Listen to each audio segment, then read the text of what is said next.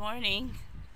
Ayan, so maaga pa akong pumanik. Madilim-dilim pa. Inuna ko na muna yung pagdidilig kasi alam niyo naman nasa 5th floor tayo at pag medyo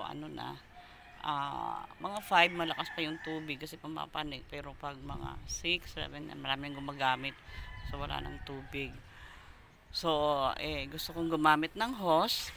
Ayan, kasi nga medyo marami-rami yung dinidilig ko. So, thank you. And this morning is ika-15th day ko ng pagre-restore ng aking garden. Hindi lang naman kasi pagre-restore yung ginagawa ako. At the same time, ay nagpa-plant na ako ng mga vegetable kasi yun naman ang ano ko ngayon. Pero nagpa-plant pa rin ako ng mga flowering like bougainvillea. Ayan, kasi di ba pumunta ako ng province and then pumuha ako ng bougainvillea, ng yung mga tanim doon, bougainvillea, yellow bell, and then may mga violet, yung mga simple lang ang mga kinuha ko. So, kasi nakakonsentrate ako ngayon sa gulay. So, ngayon, eto na, yung mga itinanim ko, ayan, may mga karagdagan, at yung aking flower box ay medyo lumalapad na rin at mahaba, ayan, eto.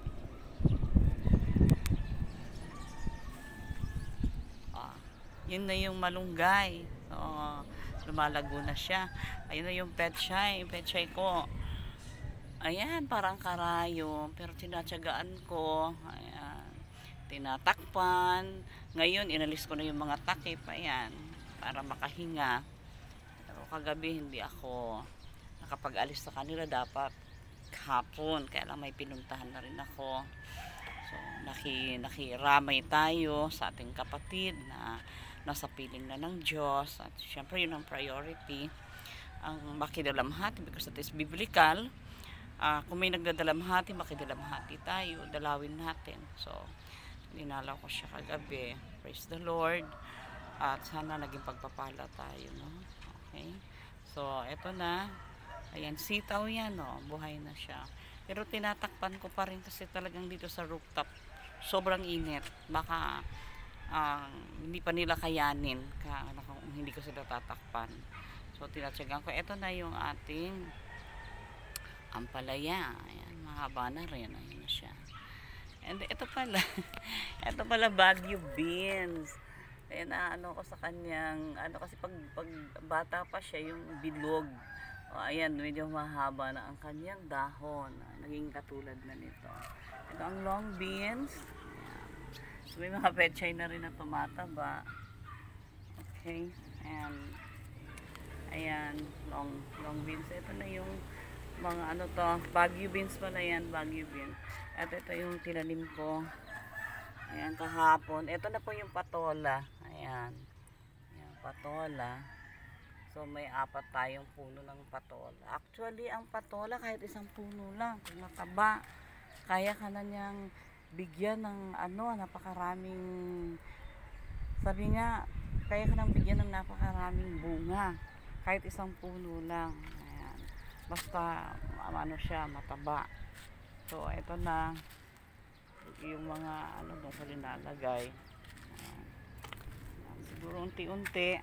Ayan, kasi yung mga lupa rito, unti-unti ko na rin transfer doon kasi kulang na ng lupa. Ayan. So, yung naman, mga paso, yung iba tinatakip ko kasi itong mga, nagtanim ako ng mulberry. So, this is mulberry. Ang mulberry, hindi naman alagain, pero tinatakpan ko muna kasi yung init nga. Tignan nyo itong mais. Ayan, siguro ang mais hindi ko na aalisin sa sako. Ayan, dyan na lang talaga siya. At baka, ang mais kasi hindi mo talaga tinatransplant. Baka kasi 4 na nga lang mamamatay pa. Ayan, ito yung upo. Ayan, so ito po yung mulberry. Ito hindi ko natakpan naman ng plywood. Yan ang mulberry. Ayan, yan ang mulberry. Ang mulberry hindi naman alagain kasi nung may magbigay sa akin, madali siyang mabuhay. So ayan, hindi ko alam kung ito marirestore o mabubuhay pa. Bayaan ko lang muna, pero yung iba talagang hindi na. And then this is the desert rose.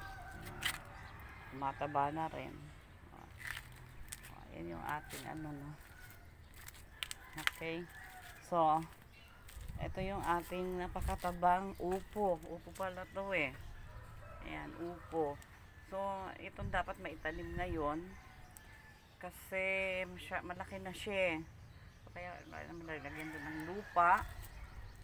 So, ayan, ito ipapaalis ko na pang ano. Ayan, ito yung ating napakagandang aloe vera. Hindi kinaya, dapat talaga dito bubong. So, siguro itutuloy ko na lang to, bubungan. Kasi pag mga ganito, mahangin kasi dito sa taas. Hindi niya kaya. And also, this is my kangkong. O, nakita nyo. Pwede na mag-harvest kung pang lagay-lagay lang naman sa siligang. And also, this is my kamote tops. O, diba? O, mga ilang ano pa. Yung kamote tops natin ay nunalago. Actually, dapat sa flat ito. Dapat doon to sa flower box. Kasi nga, ang kamote ay gumagapang. O, ayan. Hindi siya makagapang ngayon ang ano niya. Si paso. So, kailangan ko talagang gumawa. Pero, ito naman ang sili. Okay, so, tignan natin, no? Medyo, umano pa yung sili, lumaki-laki. Ito talagang ito-transfer ko dun sa flower box. Dun sa, tawag dito, yung pinagtaniman ko ng patolay, nandito sa banda rito. Ito na itatanim ko. Okay? Ito, mulberry pa rin to. So, ang mulberry, pag nabuhay, hilera ko rin isang hilera. Kasi mo, ang mulberry po ay napakasustansya. Ayan, yung tinanim ko, bugambilya yan. Hindi ko nga natakpan, nalimutan kong takpan. O, ulyanin na talagang lola nyo. O, diba? O, nalimutan ko siyang takpan. So, ayan. So, ngayon, ayan lang muna. Kasi andyan na naman yung araw. O, ayan na yung araw. So, siguro mga 30 minutes na 1 hour pwede. Kasi pag ano talaga, sobrang init talaga dito. Hindi ko talaga kinakaya yung init. Actually, naglalagay ako ng ng sunscreen, I mean. So, yung binili kong sunscreen sa, sa TikTok. Okay. Naglalagay ako kasi ang 6 o'clock talagang mainit na dito sa rooftop, So, kung ako nga, di lalo na yung mga halaman, syempre, inaalagaan ko. Ayan. So, salamat sa iyong pagsubaybay. At ito yung puno. Ayan, malago na rin siya. So, siguro mga ilang araw pa malinis ko na rin to at ma-restore ko na rin tong garden. Okay. Thank you very much for watching my video. Nawa ako yung sabi nga, naging pagpapala sa inyo, encouragement at the same time that even though that I am a dialysis patient ako, but still, ginagawa ko ay parang ginagawa ko normal yung buhay ko na kasi parang pag dialysis patient ka, parang ang akala ng iba parang ang galaw mo ay yung konti na lang. No, you can still move and have your passion, even it is gardening, cooking, pagtatahi or what, kaya mo pa rin gawin. Mo lang, hinay-hinay lang, gusto sabihin yung moderate. Ayan, yung kaya mo. So thank you very much. See you on my next vlog. Bye.